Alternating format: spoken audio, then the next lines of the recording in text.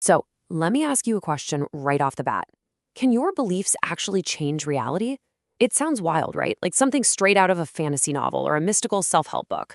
But listen, we aren't talking about just wishing things into existence here. We're talking about observable behavioral science. And as we'll see in the data today, the answer to this question is a resounding yes. Your beliefs fundamentally alter your behavior, which in turn literally alters the outcomes of the people around you. And that brings us to our core concept, the Pygmalion Effect. It's named after the ancient Greek myth of a sculptor who fell so deeply in love with his own carved statue that his belief actually brought it to life. In psychology, it's the phenomenon where high expectations directly lead to higher performance. As I mentioned, not magic at all, it's just a continuous, observable cycle. Basically, our internal assumptions dictate exactly how we treat others. That treatment, over time, eventually reshapes how those individuals see themselves, which totally changes how they perform. Part 1, a tale of two players and how bias shapes outcomes. Okay, let's dive into this with a really concrete story so we can see how our internal biases actively shape the real world, just before we get into the clinical data. So, imagine a coach training two brand new basketball players, Chris and Joe. The coach, completely unconsciously mind you, expects Chris to be an absolute star. Because of this gut assumption, he gives Chris constant feedback, enthusiastic high fives, and pushes him to stay late after practice to nail that three-pointer. Now, on the flip side, the coach unconsciously assumes Joe is, well, just unmotivated. Because of that low expectation, he barely even glances up from his clipboard when Joe actually makes a great play. The coach isn't trying to be malicious here, he's just acting on his gut assumptions. And this brilliantly illustrates the loop in action. Because Chris feels valued and gets all that extra attention, he finds more joy in the game, builds a thicker skin for mistakes, and naturally, he trains way harder. Joe, on the other hand, feeling ignored and undervalued, totally internalizes that rejection. He loses his confidence and eventually begins to miss practice sessions entirely. In the end, the coach looks at the results and thinks, I knew it. Chris is a star and Joe is lazy. The coach's initial bias created the exact reality he expected to see from both players. Wild, right? Which brings us to part 2, the science of expectations, in the landmark Rosenthal-Jacobson study. Let's see how this builds from a compelling sports anecdote right into hard empirical science. In this fascinating 1968 study, researchers set up a really clever scenario in an elementary school. They gave students a completely fake exam with a highly academic-sounding name, the Harvard Test of Inflected Acquisition. They then casually mentioned to the teachers that a specific, random group of average students were actually academic bloomers who were on the verge of massive intellectual growth. Now, remember, these students were chosen entirely at random, literally out of a hat, but the teachers genuinely believed they were highly gifted based on this totally fake test. Now, what's really interesting about this clear cause and effect is how the teachers' behavior fundamentally shifted.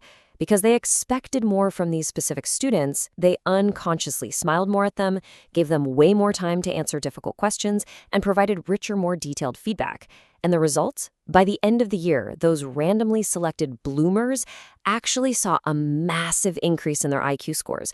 We're talking jumps of 10 to 15 points compared to the rest of the class. The teacher's beliefs literally, measurably improve the students' cognitive performance.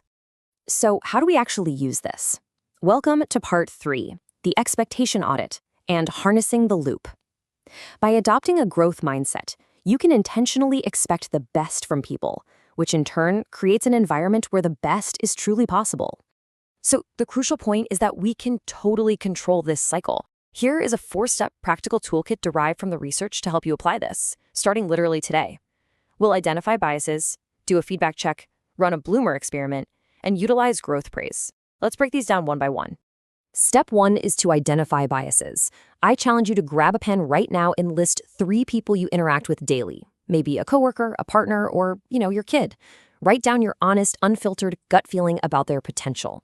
I know it can be a bit uncomfortable, but it's absolutely crucial to recognize our own initial assumptions so we can see exactly where our baseline expectations currently sit. You just can't fix a bias you refuse to acknowledge, right? Next up is step 2, the feedback check. Look at that list you just made and single out the person you have the lowest expectations for. Your task this week is to actively find 3 things they do right and tell them. It doesn't have to be some massive event, just genuine appreciation for a task completed or a great point raised in a meeting. The goal here is to intentionally counter your own negative bias with deliberate positive action.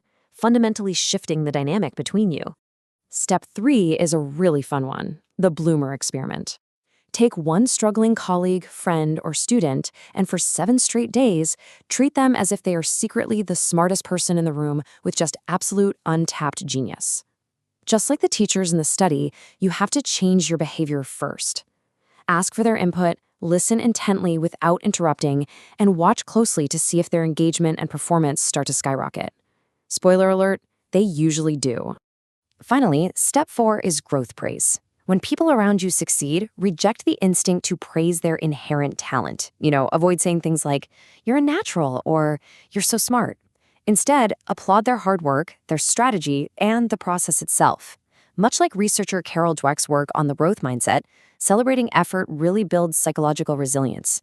It encourages them to embrace challenges and learn new skills, rather than fearing failure just because it might threaten their smart label. This ties perfectly into a really powerful thought from the writer Samuel Beckett. Try again, fail better. By focusing on the process and maintaining high expectations, we create an environment that celebrates effort. We stop punishing failure and start using it as the necessary stepping stone toward excellence.